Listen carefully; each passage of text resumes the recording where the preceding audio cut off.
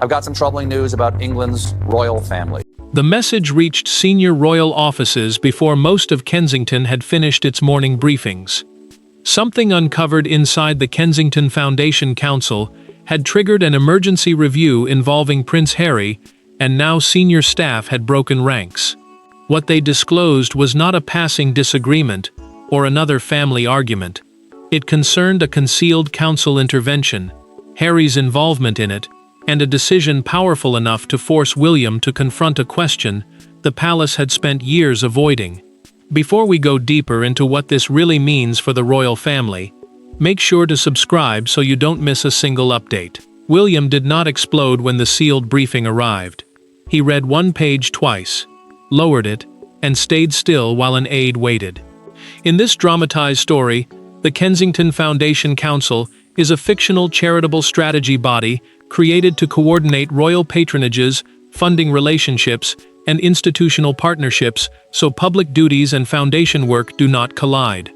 That mattered because William had spent years drawing a hard line between royal responsibilities and private family ties.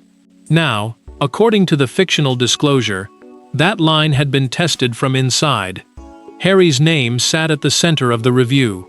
The fictional communication trail suggested that he had tried to preserve influence over a dormant Kensington-linked charitable initiative after stepping away from senior royal duties. Rather than approaching the council openly, the dramatized account said an intermediary requested access to confidential strategic discussions reserved for active representatives. Harry, when told that staff had disclosed the findings, felt exposed and betrayed. From his perspective, an effort to remain connected to work he valued had been recast as a test of loyalty. The deeper problem was not merely the request. One council member, in a fictional documented account prepared during the governance review, said William had been told part of the story months earlier. The communication trail surfaced during routine oversight, and it pointed to a specific intermediary whose involvement meant Harry's message had traveled farther through Kensington's network than first understood. William's disappointment deepened because the issue was no longer just about access. It was about who knew, who stayed silent, and why the truth appeared only now. Harry, meanwhile, believed the leak had stripped away the reason behind his decision. Yet William could not ignore the risk. Before he could decide what the leak meant for the monarchy, he had to confront what it meant personally, and that brought the story back to two brothers who had once imagined their futures side by side. Worse still, Harry was not the only person tied to what happened, and the next person William needed to face knew why Harry had never let go. Behind the council language, access rules, and private briefings sat a far more painful reality. William and Harry were not simply two men caught in an institutional dispute. They were brothers whose lives had once been intertwined with the same causes, the same expectations, and the same family history. That made the Kensington discovery dangerous. Every procedural question now carried emotional weight, and every decision threatened to reopen wounds neither man had ever completely escaped. William carried that weight with him after reading the briefing. For years, Harry had found something deeply personal in charitable work, especially during his time as a working royal, when public service allowed him to build an identity that felt separate from rank, ceremony, and constant comparison. The prince understood that history better than almost anyone because he had once stood beside his brother through many of those commitments. But William now carried responsibility for protecting Kensington-linked operations, meaning he was accountable for who entered strategic discussions, what authority they held, and whether private relationships were being allowed to influence official work. The memories made the decision harder. William moved through Kensington after the briefing and paused near photographs from earlier joint engagements, moments from a time when the brothers had appeared to be moving toward the future together.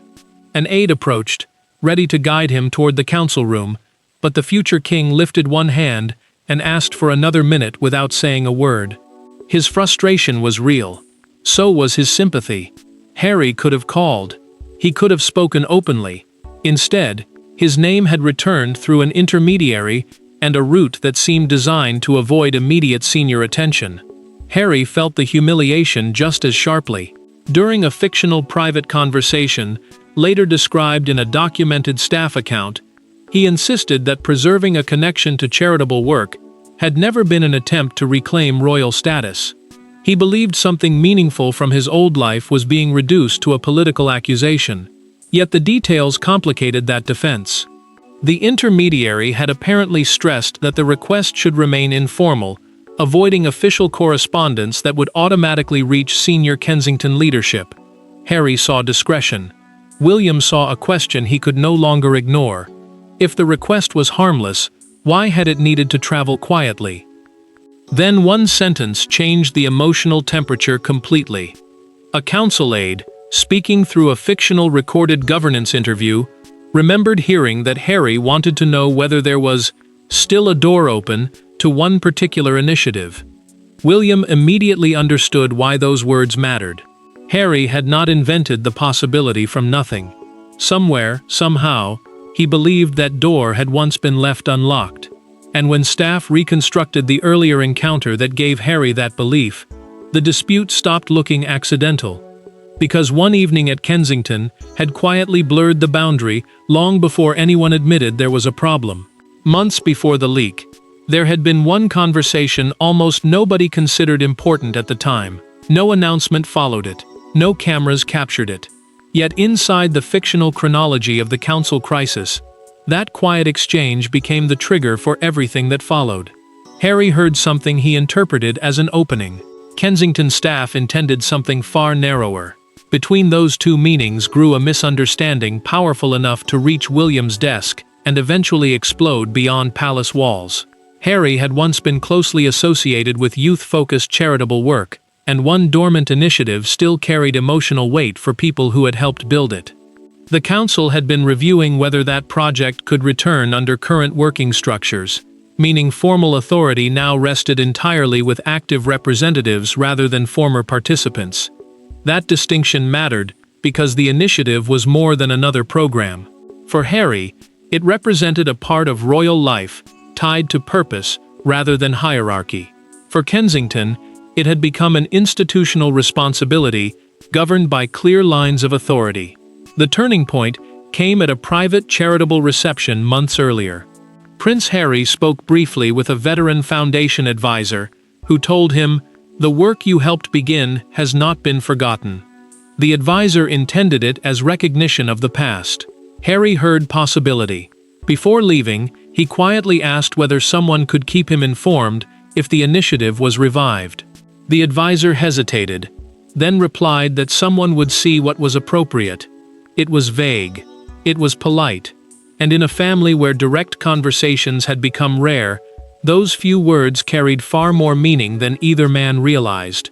Harry left with something he had not expected to feel: hope. He believed there might be a narrow way to remain connected to meaningful work without reopening the larger conflict over status, titles, or official duties. Months later, however, the advisor began to understand that his casual reassurance had been interpreted as permission. Anxiety set in when an intermediary started asking increasingly specific questions. What had begun as a request to stay informed shifted toward timing, potential donors, and whether Harry's previous role could be acknowledged if the initiative returned. Then the trail became impossible to dismiss. A junior staff member, uncertain whether the approach should be rejected outright, forwarded the request upward for clarification. That single decision created the communication chain governance staff would later uncover. Nothing had been formally approved, yet nothing had been immediately closed down either. The boundary had blurred, because everyone involved assumed someone else understood where the line stood. William did understand, once the full sequence reached him. He saw how one warm sentence had become repeated requests, and how silence had allowed expectation to grow. The prince decided aides could no longer carry the burden. The next step would not be another memo or another staff meeting. William wanted the matter addressed directly, and for the first time, the emotional history behind the leak would enter the room with both brothers. There was no ceremonial table, no row of advisors, and no carefully prepared public language to soften what followed. William wanted a direct explanation. Harry wanted to know why a private charitable inquiry had become an institutional accusation. For several minutes, neither man spoke about rules at all. They spoke about trust, and that was where the confrontation became more painful, because both believed the other had crossed a line first. William had arranged the conversation away from the wider council because he wanted the family questions separated from the formal review. The prince knew the council had already documented the intermediary's requests, but he also knew that reducing everything to paperwork would miss the real wound underneath. Harry arrived convinced that his intention had been misunderstood. To him, the request had been about preserving a charitable connection. To his brother, it had become a test of whether private history could still reach into present-day institutional work. The silence finally broke when William placed a printed communication summary between them, without pushing it across the table.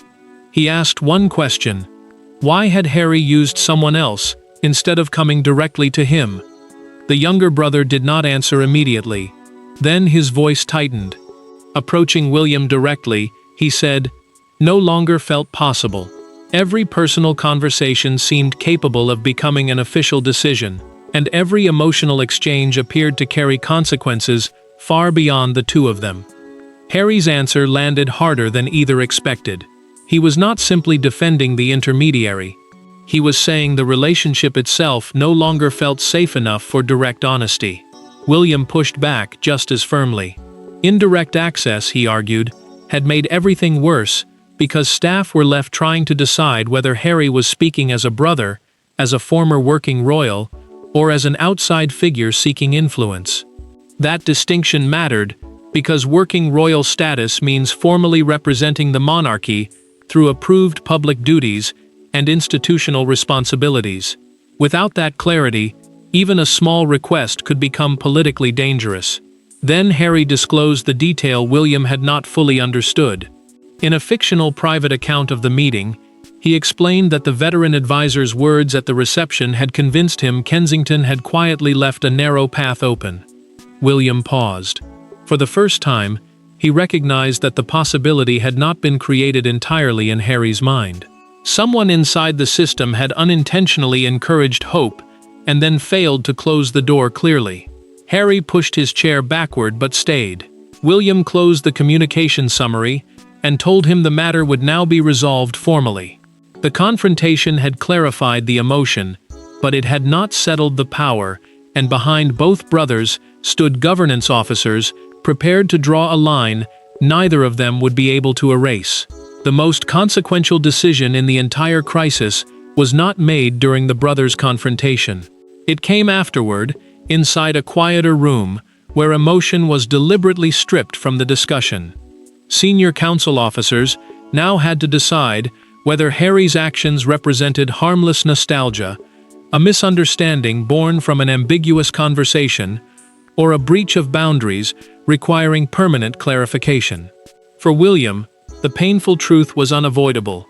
Protecting the institution might require endorsing a decision his own brother would experience as rejection. William entered the review meeting carrying that conflict with him. The prince did not immediately take the head position. He remained apart while senior staff summarized what had been established and what still troubled them. Within this fictional council structure, governance officers are the people responsible for confidentiality, role boundaries, donor information, and deciding who is formally permitted to participate. Their concern was larger than Harry himself.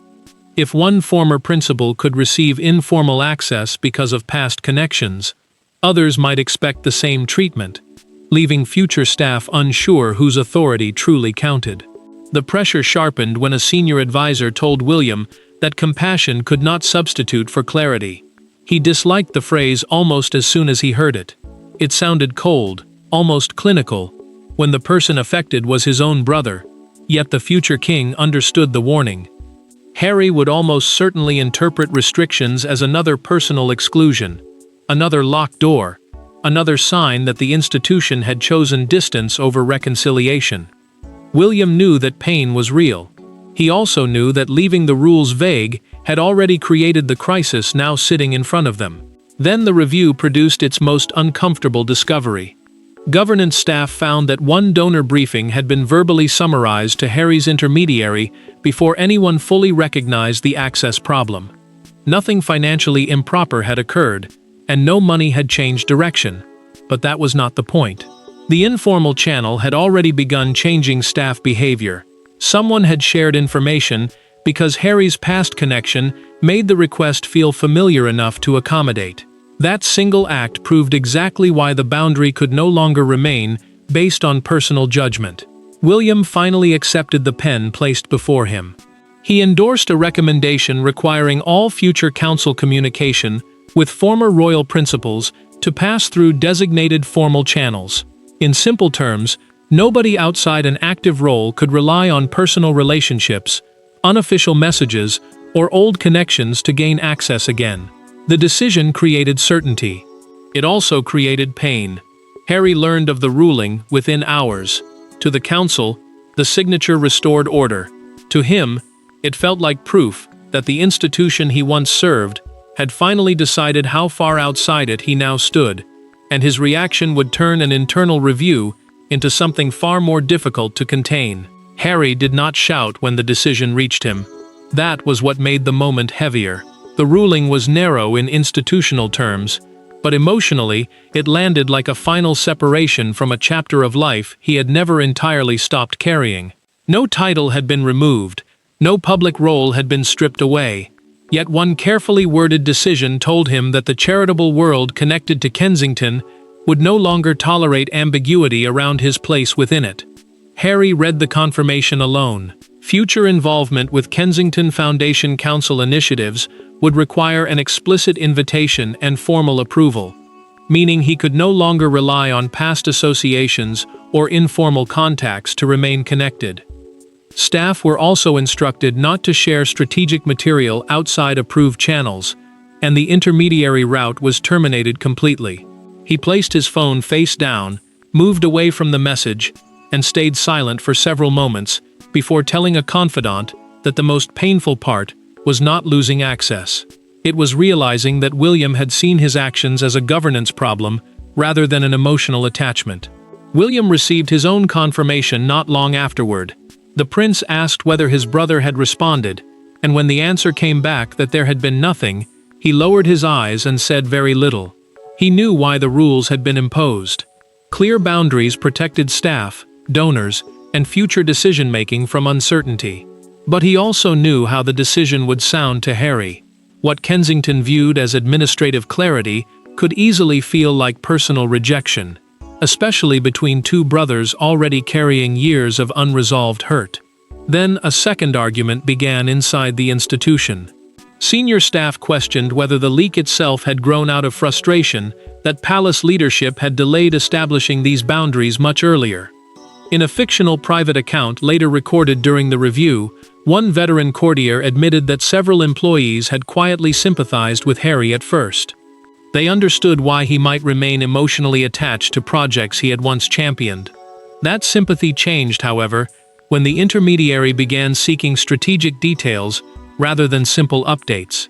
The final symbolic act cut deeper than any memo.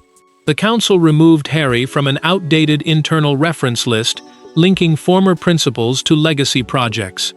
Nothing public changed, yet the old ambiguity disappeared in a single administrative decision. Harry was no longer treated as someone standing half inside and half outside the structure. But the silence did not last. Instead of challenging the ruling publicly, Harry chose one unexpected action that forced William to reconsider everything he thought he understood about the request. The institution had spoken with finality, but the family story had not, and Harry's next move would reveal that his attempt to stay connected had always been about something far more personal than access. The turning point did not arrive through another council vote. It came when Harry abandoned intermediaries altogether. No advisors sat between the brothers. No communications team prepared language. No official representative recorded the exchange. Harry asked for a private conversation and, this time, William agreed. What followed did not reverse the council decision. But it changed the emotional meaning of everything that had happened, because Harry finally explained what he had actually been trying to hold on to. Harry made one point clear before the conversation began. He was approaching William as a brother, not as someone asking the institution to reopen its ruling. The distinction mattered because the governance decision had already been settled, which meant there was no procedural argument left to fight. William agreed for exactly that reason.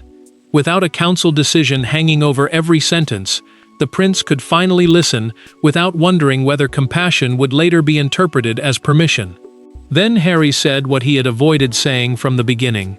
The Dormant Youth Initiative mattered because, in his mind, it belonged to one of the last periods when he and William still believed they would spend decades working side by side. The project was not simply about access, donors, or meetings. It had become tied to memory. To losing that connection felt, to Harry, like losing another piece of the life he once thought would always exist. William felt his anger give way to something heavier. The future king still believed the intermediary route had been wrong, because informal access had forced staff into impossible judgments about authority. But he now understood that Harry had not been chasing status alone. He had been trying, badly and indirectly, to preserve something emotional. Harry admitted as much. He acknowledged that using another person had been a mistake, and confessed that he had avoided speaking directly because he feared hearing one simple word from his brother. No. William answered with a truth Harry had not expected. He explained that he had never intended to erase his brother's historical contribution to past charitable work. His objection concerned active access and current authority, not memory. In plain terms, current authority meant the right to influence decisions being made now, while historical contribution meant recognition for work already done. That difference finally gave both men something they could accept. The brothers agreed that Harry's past role could still be acknowledged publicly, where appropriate, without restoring council privileges. Nothing was fully healed. Nothing returned to what it had been. But when the conversation ended, William did not offer a formal handshake. He briefly touched Harry's shoulder before they separated. Privately, the temperature had fallen. Publicly, however, the storm was only beginning, and one front page would soon make their fragile understanding look like something far harsher. By sunrise, the private distinction between legacy and authority had disappeared beneath a far louder interpretation. Broadcasters treated the council findings as another chapter in the royal family's deepest fracture. Commentators dissected every word. Crowds outside Kensington Palace stopped beside television crews discussing what Harry's exclusion supposedly meant.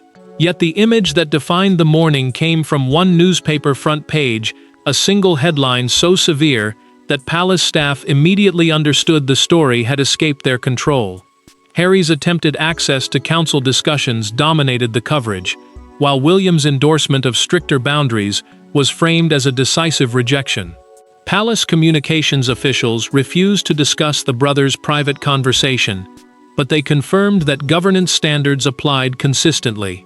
In simple terms, governance standards are the formal rules deciding who may receive sensitive information, influence current planning, or participate in official decisions. That distinction mattered because the public story was becoming much harsher than the actual ruling. The institution had restricted present access. The headlines suggested something closer to permanent exile. Then one fictional national newspaper pushed the story over the edge. Its front page carried 3 brutal words: Kensington closes the door. The headline was paired with separate images of William entering a royal engagement and Harry leaving another event, turning 2 unrelated moments into the appearance of total separation. Outside Kensington Palace, a small crowd gathered as broadcasters delivered live reports. One woman held an older photograph of the brothers together, a painful reminder of how different the public story now looked from the history behind it. Harry saw the front page and felt the private conversation had been erased. He had admitted his mistake. William had acknowledged that his historical contribution still mattered. Yet none of that complexity survived the morning narrative. The younger brother felt reduced once again to conflict. William was frustrated for a different reason.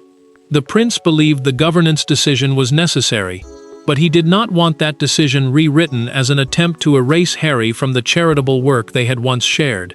William asked staff whether something could be said without exposing the brothers' private exchange. Kensington responded with a carefully limited statement, confirming that former contributors could still be recognized for historic charitable work, while active governance remained restricted to authorized participants. The language was deliberate. More importantly, it mirrored the distinction the brothers had already reached privately. For the first time, the public received a clue that the rupture was not absolute. Harry had lost informal access, not his history. William had defended institutional boundaries, not denied their shared past. And when the noise finally began to fade, the real verdict was no longer hidden inside leaked files or dramatic headlines. It rested in the painful boundary both brothers had finally learned to name, and in what that boundary would force them to accept next. In the end, the Kensington Foundation Council crisis was not truly about a secret return, a hidden takeover, or one brother defeating another. It was about the painful difference between history and authority. Harry had helped shape a chapter of royal charitable life that could never honestly be erased. But that history no longer gave him automatic access to the institution operating after his departure. William's decision made that boundary permanent, and Harry's eventual acceptance gave the moment its real emotional meaning. William reviewed the final public wording at Kensington with far less anger than he had carried into the crisis. The prince understood that the ruling would remain firm. Harry would receive no informal access to strategic discussions, donor briefings, or internal governance, meaning the private decision-making process of the council would remain restricted to people holding active authority. That mattered because the entire dispute had begun inside a gray zone where personal history and institutional responsibility had become dangerously difficult to separate. Yet William also refused to let clarity become erasure. The future king made one handwritten change before returning the final page. Former contributors, he insisted, should not be removed from the organization's historical record simply because they no longer held present-day privileges. Harry's earlier charitable work would remain acknowledged where appropriate. William did not add a speech or soften the ruling. He simply drew the line where he now believed it belonged. The past could be respected without being allowed to control the present. Harry reached a similar conclusion more slowly. The disappointment remained because part of him had hoped that old relationships might preserve some narrow connection to the work he once valued. But the humiliation began to fade as he accepted a harder truth.